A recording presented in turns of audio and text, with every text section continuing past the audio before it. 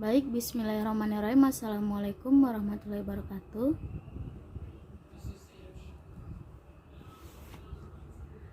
Perkenalkan, saya Siti Khadijah, kelas R3N MPM 202114500989. Di sini saya akan menjelaskan tentang manusia, nilai moral dan hukum.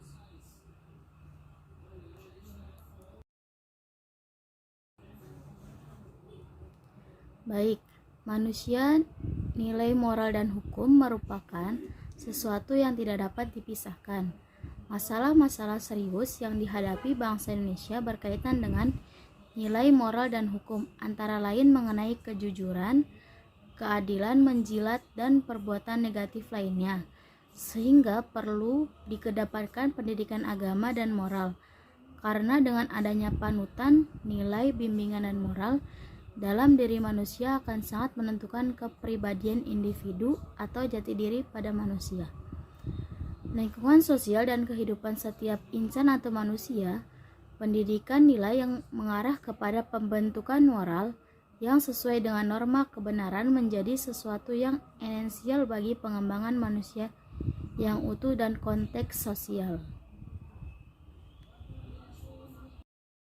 Hakikat nilai. Nilai yang dalam bahasa Inggris disebut value dan sedangkan dalam bahasa lain disebut value. Secara bahasa, nilai dapat diartikan sebagai harga. Namun lebih dari itu, definisi nilai bisa dijabarkan lebih luas dan berkaitan dengan sesuatu yang berharga dalam kehidupan manusia. Nilai dapat diartikan sebagai sifat atau kualitas dari sesuatu yang bermanfaat bagi kehidupan manusia, baik lahir maupun batin. Bagi manusia, nilai dijadikan sebagai landasan, alasan atau motivasi dalam bersikap dan bertingkah laku, baik disadari maupun tidak disadari. Pengertian nilai menurut para ahli.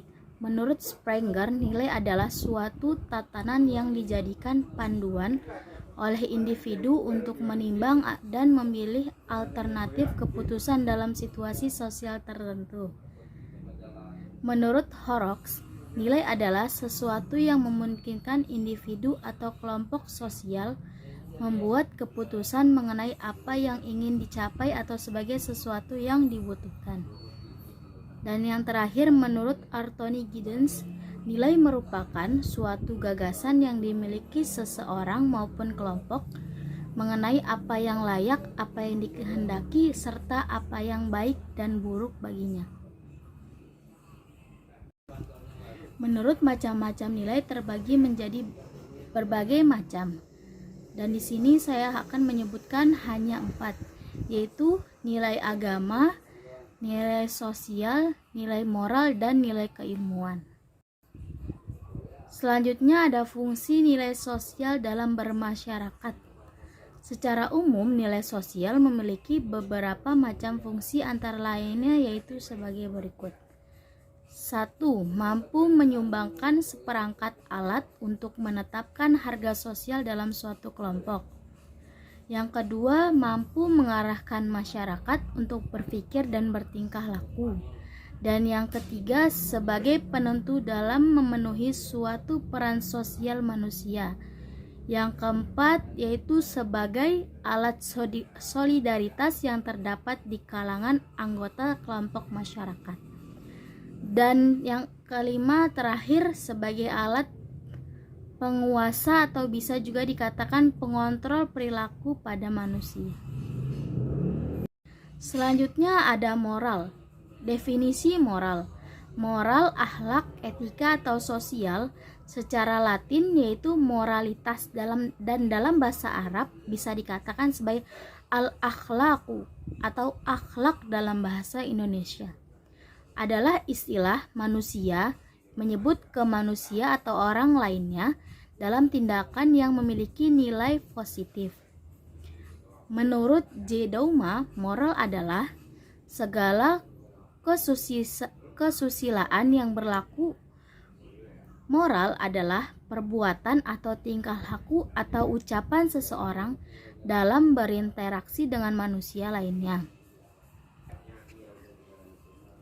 Apabila yang dilakukan seseorang itu sesuai dengan nilai rasa yang berlaku di masyarakat tersebut dan dapat diterima serta menyenangkan lingkungan masyarakat, maka orang itu dinilai mempunyai moral yang baik atau akhlak yang baik. Begitu juga sebaliknya. Jadi, moral adalah tata aturan, norma-norma yang bersifat abstrak yang mengatur kehidupan manusia untuk melakukan perbuatan tertentu dan sebagai pengendali yang mengatur manusia untuk menjadi manusia yang lebih baik lagi.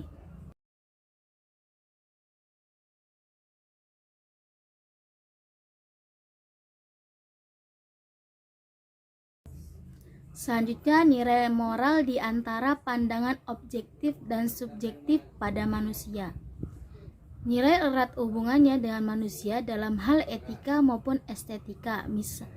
Pada manusia sebagai makhluk yang bernilai akan memaknai nilai dalam dua konteks. Pertama, akan memandang nilai sebagai sesuatu yang objektif. Apabila dia memandang nilai itu ada meskipun tanpa ada yang menilainya. Memandang nilai sebagai sesuatu yang subjektif, yaitu artinya nilai sangat tergantung pada subjek yang menilainya atau yang melihatnya. Dua kategori itu subjektif atau objektif.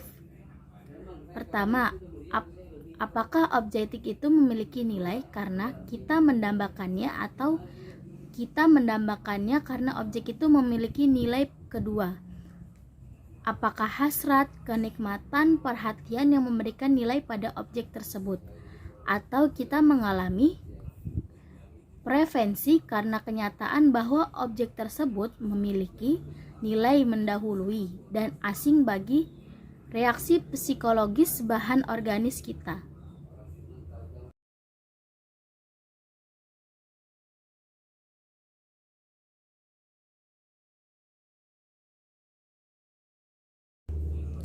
Selanjutnya ada pembinaan nilai moral. 1. Pengaruh kehidupan keluarga dalam pembinaan nilai moral.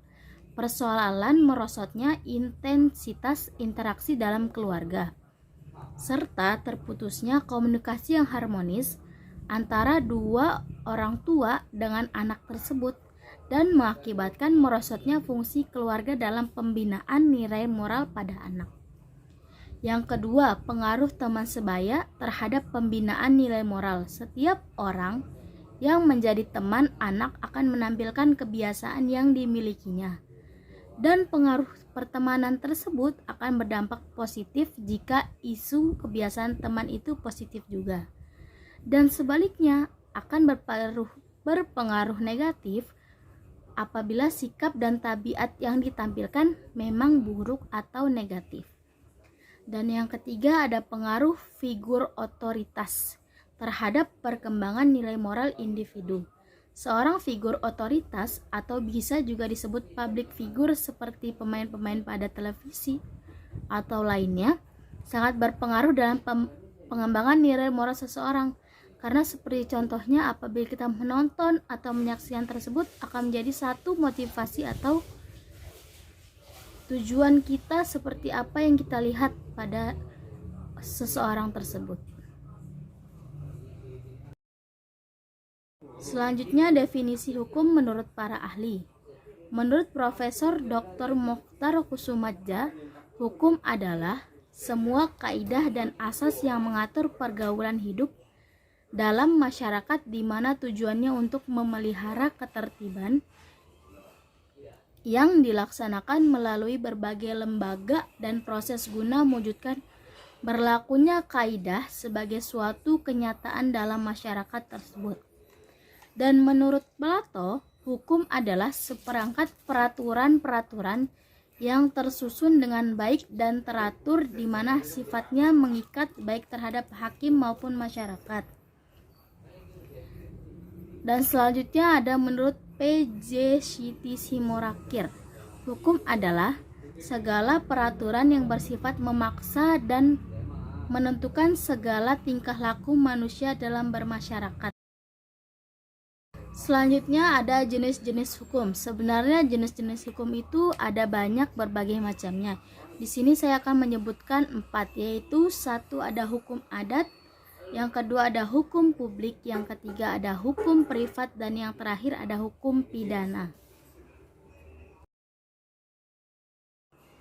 Selanjutnya ada fungsi hukum.